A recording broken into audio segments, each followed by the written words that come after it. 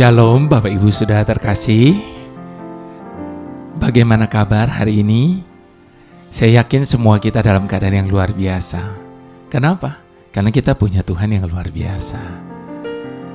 Hal-hal yang biasa pun bisa menjadi luar biasa. Dan hal-hal yang tidak biasa menjadi biasa. Yang biasa jadi luar biasa. Itu sebabnya Roma 8 ayat 28 berkata semuanya mendatangkan kebaikan bagi kita.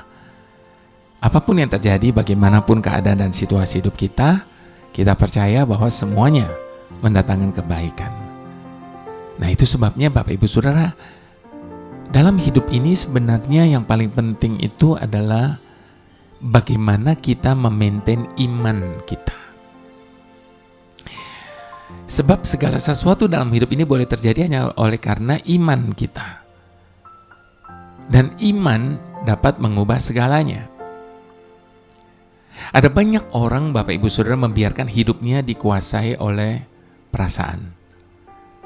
Sehingga perasaannya mengambil alih peranan imannya dalam hidup ini. Rasa-rasanya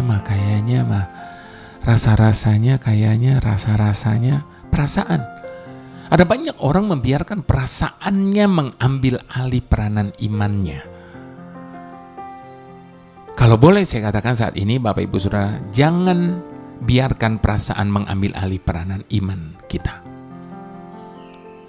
Mengapa? Karena perasaan itu sangat ditentukan oleh keadaan. Perasaan itu dipengaruhi oleh keadaan. Kalau keadaan baik, perasaan kita senang. Kalau keadaan tidak baik, perasaan kita menjadi bad mood, dan seterusnya. Jadi, perasaan dipengaruhi keadaan. Tetapi iman mempengaruhi keadaan. Artinya, iman dapat mengubah keadaan. Yang buruk sekalipun menjadi kebaikan bagi setiap kita. That is faith. Itu sebabnya mari kita mau belajar untuk terus beriman kepada Tuhan. Sebelumnya kita berdoa terlebih dahulu, Bapak Ibu Saudara. Bapa Surgawi, terima kasih bahwa kami mempunyai Tuhan yang dimana di dalam Engkau berkata, adakah sesuatu yang mustahil bagiku?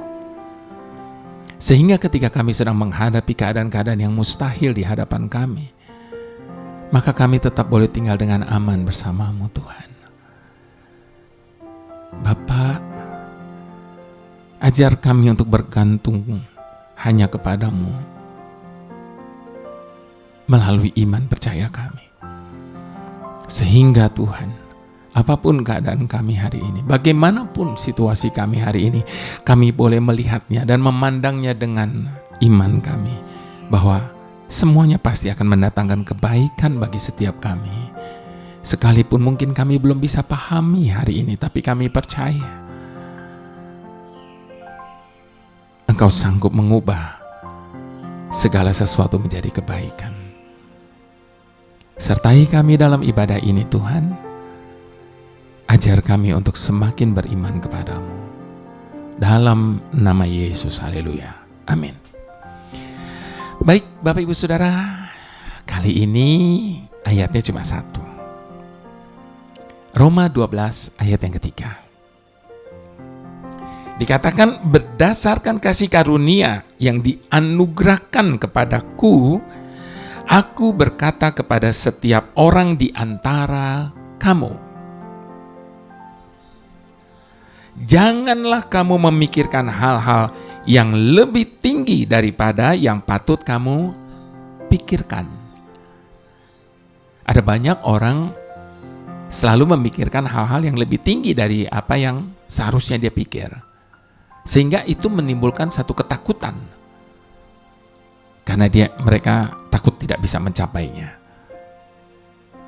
Itu sebabnya firman ini datang bagi kita. Janganlah kamu memikirkan hal-hal yang lebih tinggi daripada yang patut kamu pikirkan. Tetapi hendaklah kamu berpikir begitu rupa, sehingga kamu menguasai diri menurut ukuran iman yang dikaruniakan Tuhan kepada kamu masing-masing. Nah, Bapak Ibu Saudara, kita mengerti dan kita percaya bahkan bahwa Tuhan memiliki rencana yang indah dan hebat atas hidup kita. Rancangan dan rencana Tuhan bukan sesuatu yang kaku, tetapi dinamis. Dapat berubah senantiasa. Karena sangat dinamis tergantung kepada ukuran iman kita masing-masing. Jadi, dapat berubah sesuai dengan ukuran iman kita masing-masing. Sementara iman kita kepada Tuhan itu selalu berubah-ubah. Dan Tuhan mengukur kita masing-masing. Kekuatan yang di dalam kita termasuk iman kita. Ketika Tuhan merancangkan sesuatu untuk kita, ternyata ukuran iman adalah termasuk hal yang dipertimbangkan Tuhan. Jadi peranan iman ini penting sekali dalam hidup ini, Bapak Ibu Saudara, karena itu akan menentukan apa yang Tuhan rancangkan atas hidup kita. Ada orang yang sangat kuat menderita ketika miskin. Tapi ketika diberkati dengan kekayaan, justru menjadi lemah. Pada waktu engkau miskin, engkau berkata, enggak Tuhan, kalau saya diberkati saya akan tetap kuat. Oh yes, karena kamu mengatakannya ketika kamu dalam keadaan itu. Tapi kalau keadaannya sudah berubah, semuanya pun berubah. Ada orang yang kuat menderita ketika miskin, tapi ketika diberkati dengan kekayaan justru menjadi lemah. Tidak dapat bertahan menghadapi tipu daya kekayaan dan kemewahan. Makanya ada banyak orang sok pamer-pamer. Makanya banyak orang kejeblos ketika mereka, misalnya pasangan suami istri, ketika belum punya apa-apa setia, berjuang bersama, begitu sudah diberkati dan kaya, sudah lain cerita. Karena itu Tuhan perlu mendidik anak-anaknya hari demi hari, langkah demi langkah. Sebab otot iman kita perlu dibangun setiap hari. Sebagaimana tubuh jasmani kita, jika kita ingin mempunyai otot yang kuat, tidak mungkin ke gym hanya dalam satu hari, hanya dalam satu bulan. Harus ada rutinitas, harus ada berkesinambungan, harus dengan sabar mengikuti proses pelatihannya hari demi hari, step demi step. Sehingga membuat setiap otot kita dibangun dengan begitu kuat. Begitu juga dengan iman, Bapak Ibu Saudara. Pada level tertentu, kita akan bisa merasakan kekuatan iman kita. Sebagaimana dikatakan di dalam Efesus 6 ayat 10, akhirnya, hendaklah kamu kuat di dalam Tuhan, di dalam kekuatan kuasanya. Bapak Ibu Saudara yang terkasih, dalam hidup ini ada begitu banyak hal yang harus kita lewati.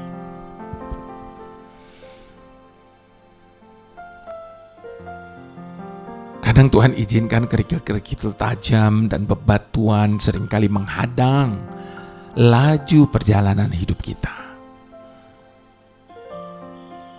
Namun ada satu hal yang dapat kita yakini, yaitu kita sedang mendapatkan kesempatan untuk membuktikan bahwa firman Tuhan itu benar. Bahkan dalam keadaan terburuk sekalipun, iman memang perlu dibuktikan Sebab iman kita bukanlah iman yang buta, di mana kita cuma tahu beribadah seminggu sekali dan kita merasa itu sudah cukup. Bahkan iman bukan hanya percaya bahwa Yesus datang dari surga ke dunia untuk menebus dosa manusia. Tetapi iman Kristen yang sejati adalah tentang ketaatan dalam melakukan kehendak Bapa. Sebagaimana Kristus telah taat bahkan sampai mati untuk menggenapi rencana Bapa dalam menyelamatkan manusia. Lalu bagaimana kita tahu kehendak Bapa jika kita tidak mengenalnya secara pribadi? Itu sebabnya iman akan terbangun menjadi sebuah pengenalan saat kita berjalan bersama dengannya. Mengarungi kehidupan ini hari lepas hari. Disitulah kita akan menemui berbagai hal yang menjadi suka maupun duka. Tetapi kita terus dapat melangkah dalam kebenaran ketika kita bersandar hanya kepada Tuhan dan berjalan dalam penundukan diri kepadanya. Jadi, jangan khawatir akan masalah yang menghadang. Hadapi dengan iman, maka kemenangan pasti kita raih. Bila kita berpegang teguh pada firman-Nya, Mazmur 34 ayat 20 katakan, apa yang dikatakan di Mazmur 34 ayat 20? Kemalangan orang benar banyak, tetapi Tuhan melepaskan dia dari semuanya itu. Jadi dalam keadaan apapun, miliki pengharapan di dalam Tuhan. Nyatakan iman percaya kita dengan ucapan syukur yang keluar dari mulut kita. Buang segala ketakutan yang mungkin menyerang kita. Dan perlihatkan kepada bahwa bersama dengan Tuhan kita dapat menanggung segala perkara. Karena ada kekuatan yang melimpah-limpah yang dicurahkannya bagi orang yang percaya kepadanya. Di dalam kitab Mazmur 108 ayat ke-14 dikatakan, bersamanya kita akan melakukan perbuatan-perbuatan gagah perkasa, sebab ia sendiri akan menginjak-injak para lawan kita. Itu sebabnya di atas segala yang terjadi, Tuhan memang mengizinkan kita melewati masalah dan tekanan. Karena semua hal yang terjadi dapat memurnikan iman kita. Sebab tanpa semua itu, maka iman kita tidak terbukti. Dan tanpa pemurnian, tidak akan dihasilkan sesuatu yang mulia. Perhatikan apa yang Ayub katakan. Karena ia tahu jalan hidupku. Seandainya ia menguji aku akan timbul seperti emas. Kita bisa membacanya di dalam Ayub 23 ayat 10. Siapa yang menguji? Tuhan. Mengapa ia menguji? Karena ia mau kita keluar sebagai emas yang murni, yang pada akhirnya akan memperoleh pujian dan kemuliaan pada saat bertemu dengannya. Bila kau Tuhan telah berjanji, tiada satu pun kau ingkari. Dengan imanku takkan berhenti mengharapkan jawabanmu, karena kau berkuasa mendatangkan hujan walau yang kulihat hanyalah setapak awan.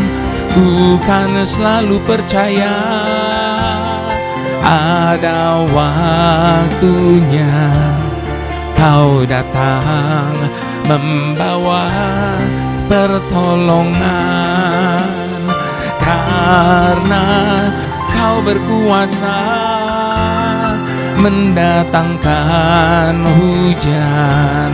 Walau yang kulihat hanyalah setapak awan, bukan selalu percaya ada waktunya Kau datang membawa pertolongan.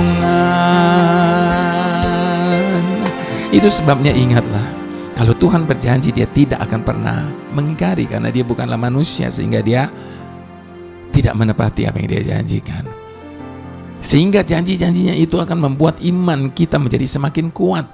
Ketika kita mempercayai setiap janji-janjinya, maka itu akan menjadi iman bagi kita. Kalaupun hari ini kita coba melihat seakan-akan semuanya belum terbuka dengan lebar, tapi percayalah, itu pasti akan terjadi. Sebab di dalam Tuhan selalu ada jalan, di dalam Tuhan selalu ada pengharapan, di dalam Tuhan selalu ada jawaban. Kalaupun saat ini hanya ada setapak awan, percayalah, Dia mampu mendatangkan hujan bagi setiap kita. Mari sekali lagi sama-sama katakan, bila Kau Tuhan telah berjanji, tiada satu pun Kau ingkari. Dengan imanku takkan berhenti mengharapkan jawabanmu, karena Kau berkuasa mendatangkan hujan. Walau yang kulihat hanyalah setapak awan, bukan selalu percaya ada waktunya Kau datang membawa pertolongan, karena Kau berkuasa mendatangkan hujan. Walau yang kulihat hanyalah setapak awan, bukan selalu percaya ada waktunya Kau datang membawa pertolongan. Kau datang membawa pertolongan. Kau datang membawa pertolongan.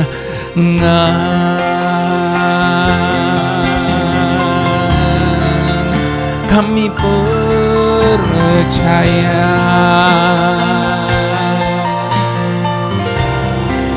kami percaya pertolongan-Mu Tuhan tak akan terlambat. Kami percaya, kami percaya.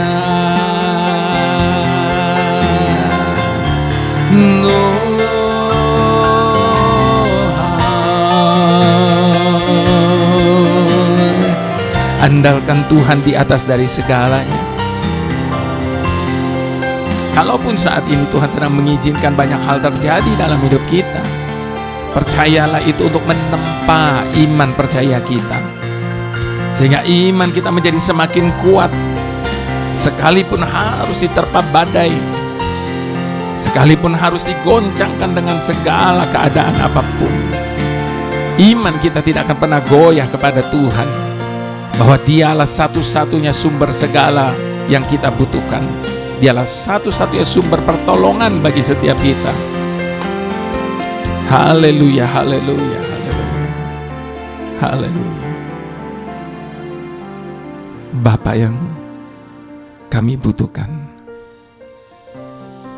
sumber segala anugerah, sungguh merupakan satu-satunya alasan mengapa kami ada hari ini. Sungguh merupakan satu-satunya alasan kalau kami masih hidup hari ini. Semua hanya karena kuasa-Mu Tuhan. Semua hanya karena kasih setia-Mu. Semua ini harus kami akui di hadapan-Mu saat ini. Sebab Engkau tahu betapa ringkihnya kekuatan kami. Engkau tahu betapa lemahnya kami menghadapi godaan dan cobaan hidup ini.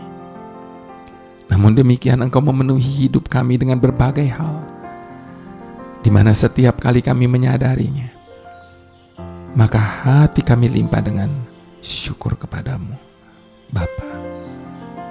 Itu sebabnya kami bergantung hanya pada kekuatan-Mu, sebab kekuatan kami jauh daripada cukup untuk menghadapi segala yang ada di hadapan kami saat ini. Saat kami menghadapi rintangan dan halangan, hanya karena kuasa-Mu dan bukan kekuatan yang ada pada kami, membuat kami dapat hidup tanpa rasa takut. Sebab kemenangan yang Kau berikan telah menggantikan semua kegagalan kami di masa lalu. Saat ini kami bersyukur kepadamu Bapa, atas setiap tuntunan yang Engkau berikan. Itu sebabnya inilah komitmen kami. Kami mau selalu mengikuti kemanapun Engkau memimpin kami. Terlebih di saat kami merasa tangan-Mu yang kuat ada pada pundak kami. Terima kasih Bapa, karena di dalam-Mu kami menemukan perkataan-Mu, hikmat-Mu, dan tuntunan-Mu yang sempurna. Terima kasih Bapa, terima kasih. Mari Bapak Ibu Saudara yang terkasih, kita mau angkat kedua tangan kita di hadapan Tuhan.